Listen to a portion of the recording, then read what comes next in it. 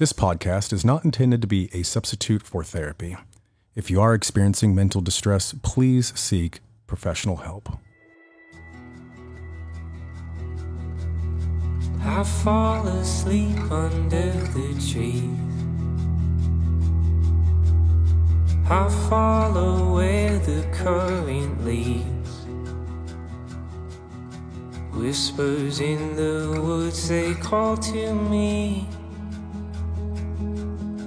Listen as the wind awakes the leaves.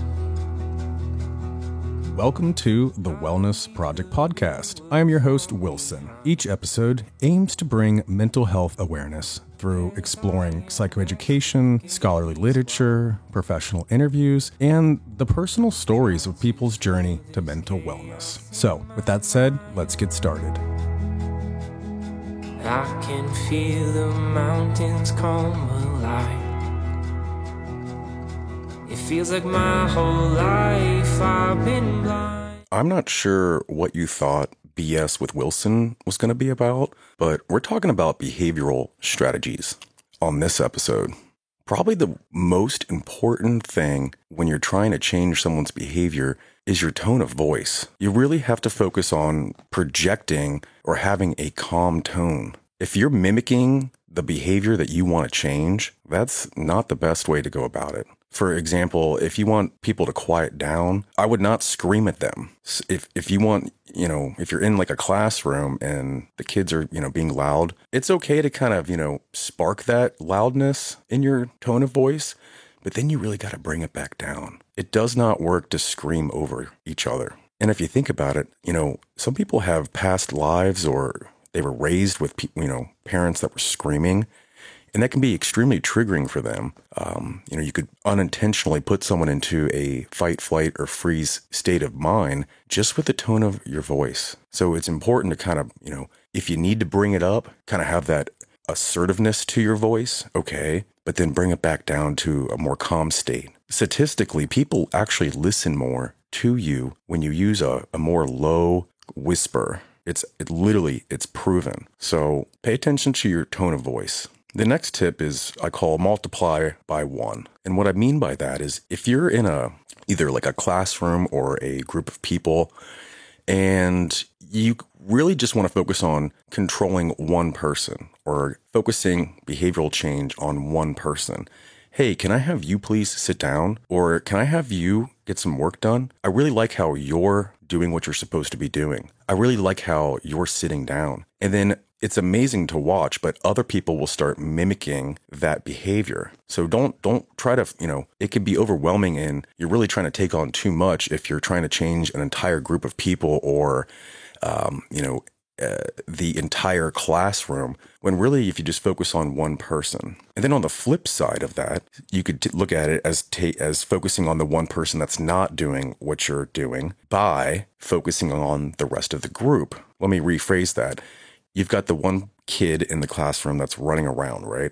Or the one person that's not listening. You could say, I like how everyone is listening to me right now. I really like how everyone is sitting in their seat right now. So it's not that you're ignoring the behavior, you're just not reinforcing it. What you're reinforcing is the expectation that you want to happen. Think about it in your own home life for the parents out there. Say you've got 3 kids, right? I really like how you put your clothes away. Great job. And you'd be amazed at how the other 2 will quickly start to pick up their clothes because they want that same positive reinforcement. So I call it multiplying by one. The next one is, I call it like an old cop tactic, and it's focusing on changing the body, then change the mind. So you have to focus on changing someone's body. And what I mean by that is switching their body posture or giving them a directive that has to do with their body to then start to change their mind. What's the first thing that a cop does when they pull you over and they need you to get out of the car or you're interacting with a police officer, right? They usually have you sit down. And I use that tactic a lot, particularly when I'm dealing with like aggressive behavior or a crisis situation. I just calmly say, please sit down. Because if I can't get someone to sit down first, it's going to be a huge uphill climb to get them to change anything else that they're doing. So just to take control of a situation, can you please sit down for me? And then from there, you can start working on changing someone's mind frame or what they're thinking about. Particularly in like a crisis situation, it's always important to have the person sit down because that would eliminate any kind of hitting, kicking, throwing objects. So just say, can I please have you sit down? And if they say no, then you know that that's the first thing that you need to sort of work on, right? Also, when someone's anxious, taking a nice walk or doing another activity will really reduce that. The next one is going to be hard to hear, but it's important. When you want to change behavior, you got to take some accountability in that. Take some responsibility and check yourself before you check someone else. If you're having a bad day, that needs to be addressed first because you're going to start to project that onto someone else. Now, I'm kind of fortunate in my occupation to where I take mental health days. I do. And I understand that not everybody can do that. But you have to take some responsibility for your own actions and how you're projecting that onto other people. If you're dealing with something on the inside, it's going to show through. It really will. Like if you're having a bad day and then you're coming into the classroom or you're interacting with your kids or your coworkers, they know it. They can sense it. They can tell when you're off. My wife does this thing to me where she'll be like, are you having a bad day? And I'm like, no, you seem like you are. And then it's like, ugh, she caught me, you know? So you really have to deal with that. In order to change someone's behavior, you got to take some responsibility in that action. It's always interesting to me when I see teachers raising their voice to get a classroom to calm down. And it just gets louder and louder and they get more flustered. Which I'm sure there are some teachers that know this, but that's what they want. They love getting a rise out of you. It's kind of fun for them. When I'm dealing with someone that's angry, I really have to focus on being calm. And in some ways, it kind of like irritates them more that you're not getting upset, which if that's happening, you're winning that argument or that discussion. The next one is change the environment. Hey, can I have you come over here for a quick second? Or let's step outside. Let's get some fresh air. Or hey, can I have you go over there for just a hot second? Hey, let's go for a walk. You know, you can change the environment to change someone's behavior. The last one is practicing expectations. It's always interesting at the beginning of a school year. And, you know, the kids are coming in after having 3 months off. They're wild, you know.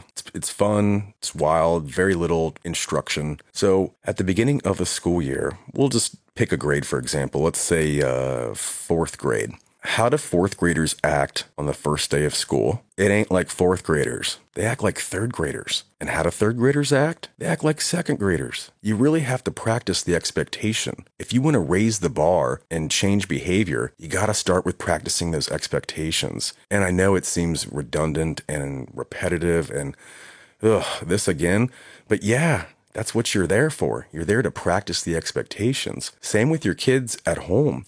Get into a routine of practicing the expectations. They have to be reinforced. And we're all going to change. By changing expectations, you then can change the behavior. No, by practicing expectations, you then change the behavior. It takes time to do that. You really have to have a conscious effort of it. Like for me, I like waking up slow in the morning. And what I mean by that is I don't like to be rushed. I like to kind of ease into it. Even if I have to wake up an hour early, I don't mind doing that if it's a smooth morning. It kind of sets my whole day. So the night before, coffee pot's ready to go, clothes laid out, good to go. I got, you know, everything I need for the next day is already set up. So then when I wake up, just get that cup of coffee and then ease into it. So practicing expectations is a great way to change behavior.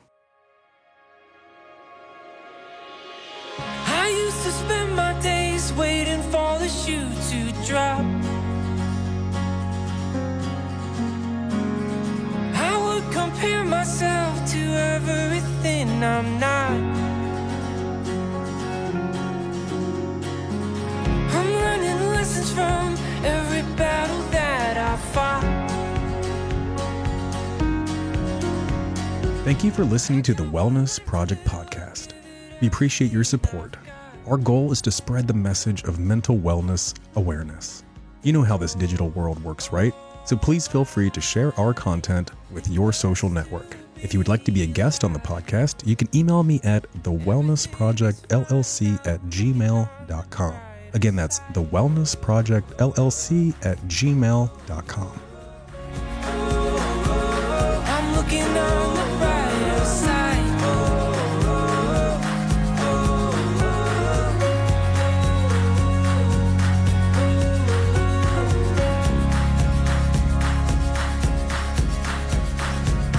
Doing my best to spend moments with the ones I love.